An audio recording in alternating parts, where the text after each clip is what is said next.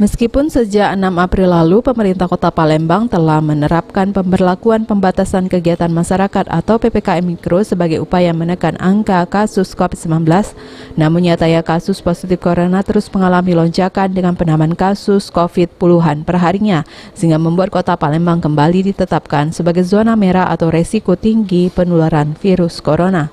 Dinas Kesehatan Kota Palembang menghimbau masyarakat untuk tidak takut dan panik karena apapun zonanya tetap harus mematuhi protokol kesehatan, tentunya dengan memakai masker, mencuci tangan, dan menjaga jarak. Dan vaksin terbaik tetaplah protokol kesehatan. Jadi masyarakat silakan beraktivitas normal seperti biasanya, tentunya dengan catatan tetap menerapkan protokol kesehatan. Itu yang kita harapkan ya. Jadi yang 3M, memakai masker, menjaga jarak di tangan, itu yang perlu sekali diterapkan oleh masyarakat.